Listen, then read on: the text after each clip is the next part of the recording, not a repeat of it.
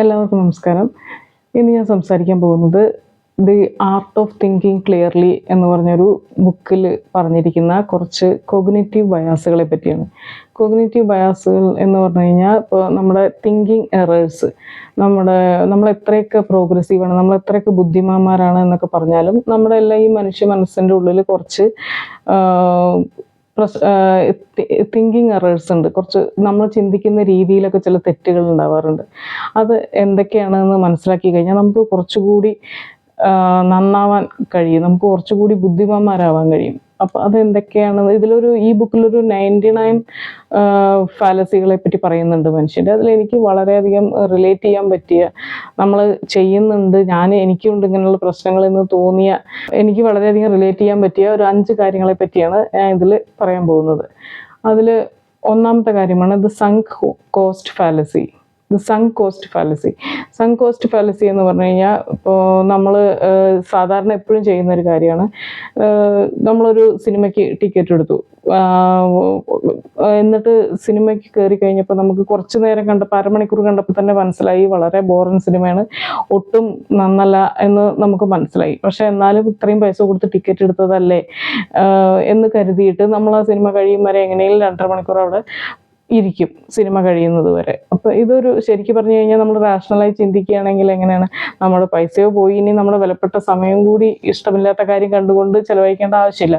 പക്ഷെ നമ്മുടെ മനുഷ്യ മനസ്സിൻ്റെ കുറച്ച് തിങ്കിങ് എറേഴ്സിൽ പെടുന്നതാണ്. നമ്മൾ വിചാരിക്കും ഇത്രയും പൈസ കൊടുത്തിട്ട് ഇനി അത് എങ്ങനെയാണ് കാണാതെ വരിക എന്ന് വിചാരിച്ചിട്ട് അത് മുതലാക്കുക എന്നാണ് നമ്മൾ ചിന്തിക്കുന്നത്. സത്യത്തിൽ നമുക്ക് 2 വേസ്റ്റാണ്, പൈസയുടെയും സമയത്തിൻ്റെയും. അതുപോലെ തന്നെയാണ് നമ്മൾ ജ്യൂസൊക്കെ മേടിച്ച് കഴിഞ്ഞ് കഴിഞ്ഞാൽ, അപ്പോൾ ചിലപ്പോൾ നല്ല വില കൂടിയ ജ്യൂസ് ആയിരിക്കും. അപ്പോൾ കുടിക്കുമ്പോൾ ആദ്യത്തെ സിപ്പ് തന്നെ നമുക്ക് മനസ്സിലാവും ഇത് എൻ്റെ ടേസ്റ്റിന് പറ്റിയതല്ലാന്ന്. പക്ഷെ നമ്മൾ വില നോക്കുമ്പോൾ തോന്നും ഇത് എങ്ങനെയാണ് കളയുക എന്ന് വിചാരിച്ചിട്ട് നമ്മൾ എങ്ങനെയെങ്കിലും കുറേ കൂടി അത് കുടിക്കാൻ നോക്കും.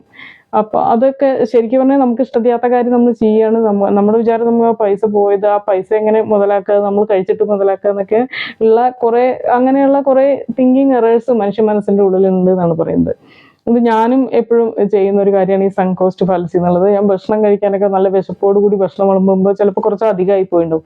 പകുതി കഴിക്കുമ്പോഴേ വിശപ്പ് മാറിയിട്ടുണ്ടാവും. പക്ഷേ ഈ ചോറ് കളയാൻ ഇഷ്ടമില്ലാത്തതുകൊണ്ട്, ഈ ഫുഡ് വെറുതെ വേസ്റ്റാക്കി കളയണ്ടല്ലോ എന്ന് വിചാരിച്ചിട്ട് ഞാൻ എത്രയാണ് വിളമ്പിയത് അത് ഫുള്ള് കഴിക്കുന്ന ഒരു ശീലം എനിക്കുണ്ട്.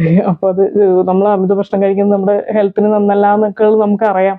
പക്ഷേ എങ്കിലും ഫുഡ് വേസ്റ്റാക്കി കളയരുത് എന്നൊക്കെ ഉള്ള ഒരു ചിന്ത നമ്മുടെ ഉപബോധ മനസ്സിലുള്ളതുകൊണ്ട് നമ്മൾ കഴിച്ചു കഴിഞ്ഞാൽ അത് വേസ്റ്റ് ആവില്ല എന്നൊക്കെയുള്ള പൊട്ടത്തരങ്ങൾ ഉള്ളിലുള്ള ആളുകളെ ഒരുപാട് എനിക്കറിയാം. ഞാനും അതിൽപ്പെട്ട ഒരാളാണ്. അപ്പം അങ്ങനെയുള്ള കുറേ ഫാലസികൾ മനുഷ്യരുണ്ട്. അതിൽ ഫസ്റ്റത്തെയാണ് സങ്ക് കോസ്റ്റ് ഫാലസി എന്ന് പറയുന്നത്.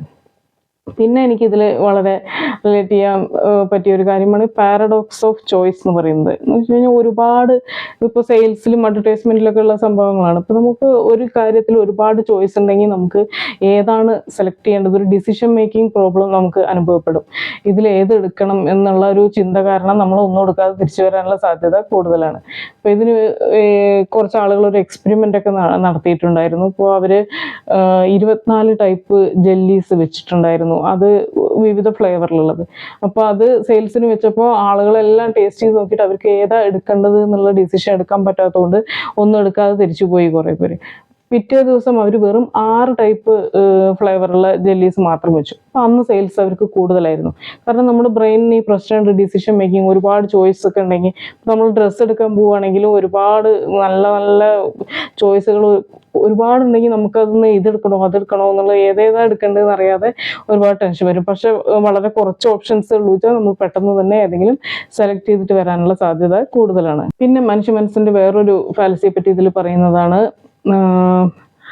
ബിഗിനേഴ്സ് ലക്ക് എന്ന് പറഞ്ഞു കഴിഞ്ഞാൽ അത് വളരെ പ്രശ്നം ഉണ്ടാക്കുന്നതാണ് നമുക്ക്. ഇങ്ങനെയുള്ള ഒരു ബിഗിനേഴ്സ് ലക്ക് പ്രശ്നമാണ് എന്ന് വെച്ചാൽ, നമ്മൾ എന്തെങ്കിലും ഒരു കാര്യം നമുക്ക് അറിയാത്തൊരു സംഭവം ആദ്യമായിട്ട് ചെയ്യണം. അപ്പോൾ അത് ബെറ്റിംഗ് ആവാം, ഗാംബ്ലിംഗ് ആവാം, അല്ലെങ്കിൽ സ്റ്റോക്ക് മാർക്കറ്റിൽ ട്രേഡ് ചെയ്യുന്നതാവാം. അപ്പോൾ നമ്മൾ ആദ്യത്തെ പ്രാവശ്യം ചെയ്യുമ്പോൾ നമ്മൾ പറഞ്ഞത് ശരിയായി. ഇപ്പോൾ എന്തെങ്കിലും ബെറ്റ് വെക്കുമ്പോൾ നമ്മൾ ആദ്യം പറഞ്ഞത് ശരിയായി, പിന്നത്തെ പ്രാവശ്യം നമ്മൾ ചെയ്യുമ്പോൾ ശരിയായി. അങ്ങനെ 1-2 പ്രാവശ്യം ശരിയായി കഴിഞ്ഞാൽ നമുക്ക് തോന്നും നമുക്ക് എന്തൊരു കഴിവുണ്ട് എന്ന്. അപ്പോൾ നമ്മൾ എന്ത് ചെയ്യും, പിന്നെ ചെയ്യാനുള്ളത്. പക്ഷേ നമുക്ക് പ്രത്യേകിച്ച് സ്കില്ലൊന്നും ഇല്ല, അതൊരു ജസ്റ്റ് ലെക്കും കൊണ്ട് ശരിയായതാണ്. അപ്പോൾ അത് വീണ്ടും ചെയ്യും, പിന്നെ നമുക്ക് ഒരുപാട് നഷ്ടം ഉണ്ടാകാനുള്ള സാധ്യത കൂടുതലാണ്. അതുപോലെ തന്നെയാണ് നമ്മൾ ട്രേഡൊക്കെ ചെയ്യുമ്പോൾ ആദ്യത്തെ ട്രേഡിൽ ലാഭം കിട്ടി, രണ്ടാമത്തേതിൽ ലാഭം കിട്ടി. അപ്പോൾ നമ്മൾ എന്ത് വിചാരിക്കും, നമുക്ക് എന്തോ ഒരു കഴിവുണ്ട്, എനിക്കിതെല്ലാം അറിയാം, എനിക്ക് മനസ്സിലായി സ്റ്റോക്ക് മാർക്കറ്റ് എന്താണെന്ന് തന്നെ എനിക്ക് മനസ്സിലായി എന്നുള്ള ചിന്തയൊക്കെ വരും. എന്നിട്ട് പിന്നെ നമ്മൾ വീണ്ടും ചെയ്യുമ്പോൾ നമുക്ക് ഇപ്പോൾ കിട്ടിയതിനേക്കാൾ കൂടുതൽ നഷ്ടം വരാനുള്ള സാധ്യതയുണ്ട്. അപ്പം അതിനാണ് ബിഗിനേഴ്സ് ലെക്ക് എന്ന് പറയുന്നത്. ഇപ്പോൾ 1-2 പ്രാവശ്യം ഫസ്റ്റ് ടൈം തന്നെ നമ്മൾ തോൽക്കുകയാണെങ്കിൽ കുഴപ്പമില്ല. അപ്പം എന്താണ്, നമുക്കറിയാം നമുക്ക് ഇതിനെപ്പറ്റി ഒന്നും അറിയില്ല എന്ന്. അപ്പോൾ വീണ്ടും വീണ്ടും നമ്മൾ അതിൽ കളിക്കാനുള്ള ചാൻസ് കുറവാണ്. അപ്പോൾ പിന്നെ നമ്മളതിന് പഠിച്ചിട്ട് വരും. പക്ഷെ ആദ്യത്തെ തവണ തന്നെ നമ്മൾ ജയിക്കുകയാണെങ്കിൽ അപ്പോൾ നമുക്ക് തോന്നും നമുക്ക് എന്തൊക്കെയോ അറിയാം എന്നുള്ളൊരു ചിന്ത നമ്മുടെ ഉള്ളിൽ വരികയും സത്യത്തിൽ നമുക്ക് അതിൻ്റെ സ്കില്ലൊന്നുമില്ല. അപ്പോൾ നെക്സ്റ്റ് ടൈം അതിൻ്റെ അടുത്ത ടൈം നമ്മൾ ഒരുപാട് നഷ്ടം വരാനുള്ള സാധ്യതയുണ്ട്. പിന്നെയുള്ളതാണ് ഫ്രെയിമിംഗ് ബയസ്. അത് ഈ അഡ്വർടൈസ്മെൻറ്റിന് സെയിൽസിനൊക്കെ ഒരുപാട് ഉപയോഗിക്കുന്ന കാര്യമാണ്. നമ്മളിപ്പോൾ ഒരു സാധനം നമുക്ക് വിൽക്കണം, അതിപ്പോൾ ഒരു ഫുഡ് പ്രൊഡക്റ്റ് ആണെങ്കിൽ നമ്മളതിൽ എഴുതിയിരിക്കുകയാണ് 99% ഫാറ്റ് ഫ്രീ എന്ന് എഴുതുന്നു. അതേ സംഭവം തന്നെ വേറെ പാക്കറ്റിൽ നമ്മൾ 1% ഫാറ്റ് എന്ന് എഴുതുന്നു. അപ്പോൾ കൂടുതൽ ആളുകൾ മേടിക്കാനുള്ള സാധ്യത ഈ 99% ഫാറ്റ് ഫ്രീ എന്ന് എഴുതിയതാണ്. രണ്ടും ഒന്ന് തന്നെയാണ്. 99% ഫാറ്റ് ഫ്രീ എന്ന് പറയുന്നതും 1% ഫാറ്റ് പറയുന്നത് സംഭവം ഒന്ന് തന്നെയാണ്. പക്ഷെ ആളുകൾക്ക് കൂടുതൽ നമ്മൾ സൈക്കോളജിക്കലി നമ്മളത് മേടിക്കാൻ പോകുമ്പോൾ എപ്പോഴും 99% ഫാറ്റ് ഫ്രീ എന്ന് എഴുതിയ സംഭവം മേടിക്കാനാണ്, അങ്ങനെ എഴുതിയ പാക്കറ്റ് മേടിക്കാനാണ് സാധ്യത കൂടുതൽ. അതുപോലെ തന്നെ എന്തെങ്കിലും സർജറിയുടെയൊക്കെ കാര്യത്തിലാണെങ്കിൽ ഈ സർജറി ചെയ്ത് കഴിഞ്ഞാൽ 90% സക്സസ് റേറ്റ് ഉണ്ട്. അത് സെയിം സംഭവമാണ്, 10% റിസ്ക് ഉണ്ട്. പക്ഷെ 10% റിസ്ക് ഉണ്ടെന്ന് ഒരു ഡോക്ടർ പറയുകയാണെങ്കിൽ നമ്മൾ ആ സർജറി ചെയ്യാനുള്ള അതിന് തയ്യാറാവാനുള്ള സാധ്യത കുറവാണ്. നേരെ മറിച്ച് ഡോക്ടർ പറയുകയാണെങ്കിൽ ഇതിന് 90% സക്സസ് സാധ്യതയുണ്ട് എന്ന് പറഞ്ഞു കഴിഞ്ഞാൽ നമ്മൾ ഓക്കെ എന്ന് പറയാനുള്ള സാധ്യത കൂടുതലാണ്. പിന്നെയുള്ളതാണ് ഇല്യൂഷൻ ഓഫ് കൺട്രോൾ. നമുക്ക് എന്തെങ്കിലും ഒരു കാര്യത്തിൽ കൺട്രോൾ ഉണ്ട് എന്ന് നമുക്ക് തോന്നുകയാണെങ്കിൽ നമ്മുടെ ഒരു ഇതൊക്കെ നമ്മുടെ കപ്പാസിറ്റി വർദ്ധിക്കും. നമുക്ക് എന്തെങ്കിലും ടോളറേറ്റ് ചെയ്യാനൊക്കെ ഉള്ള കപ്പാസിറ്റി വർദ്ധിക്കും എന്നാണ് പറയുന്നത്. ഇതിന് വേണ്ടിയിട്ട് ഇവരൊരു എക്സ്പെരിമെൻറ്റ് നടത്തിയതാണ്. 2 ഗ്രൂപ്പ് ഓഫ് ആളുകളെ 2 റൂമിലിട്ടിട്ട് ഇങ്ങനെ സൗണ്ട് വെക്കും ഉറക്കെ. അവർക്ക് എത്രത്തോളം ശബ്ദം ടോളറേറ്റ് ചെയ്യാൻ പറ്റും എന്നറിയാൻ വേണ്ടിയിട്ട്.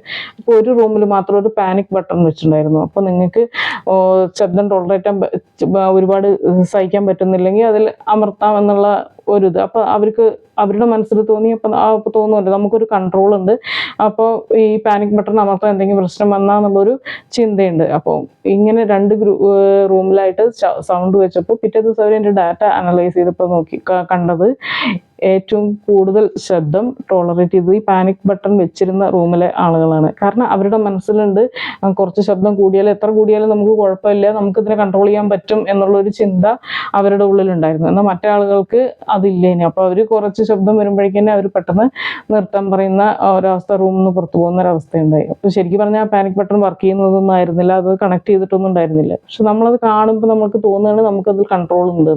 അപ്പോൾ നമുക്ക് എന്തെങ്കിലും കൺട്രോൾ ഉണ്ട് എന്നുള്ളൊരു ചിന്ത നമ്മളിൽ വരുത്തി കഴിഞ്ഞാൽ നമുക്കത് കൂടുതൽ സമയം ടോളറേറ്റ് ചെയ്യാനുള്ള ഒരു ശക്തി ഉണ്ടാകും എന്നാണ് പറയുന്നത്. ഇങ്ങനെ ഒരുപാട് സൈക്കോളജിക്കൽ ബയാസിനെ പറ്റി ഇതിൽ പറയുന്നുണ്ട്. നമ്മുടെ തിങ്കിങ് എറേഴ്സിനെ പറ്റിയൊക്കെ 99 എണ്ണമൊക്കെ ഉണ്ട് ഈ ബുക്കിൽ. അപ്പോൾ ഇതിൽ വളരെ നമുക്ക് വളരെ റിലേറ്റ് ചെയ്യാൻ പറ്റിയ 5 കാര്യങ്ങളെ പറ്റിയാണ് ഞാൻ പറഞ്ഞത്. തീർച്ചയായും നിങ്ങൾ ഇൻട്രസ്റ്റഡ് ആണെങ്കിൽ ഈ ആർട്ട് ഓഫ് തിങ്കിങ് ക്ലിയർലി എന്നുള്ള ബുക്ക് വാങ്ങി വായിക്കണം. നമ്മൾ ഒരുപാട് ഹെൽപ്പ് ചെയ്യാൻ, നമ്മുടെ തന്നെ പൊട്ടത്തരങ്ങളെക്കുറിച്ച് നമ്മളെ ബോധവാന്മാരാക്കുന്ന ഒരു ബുക്കാണ് ഇത്.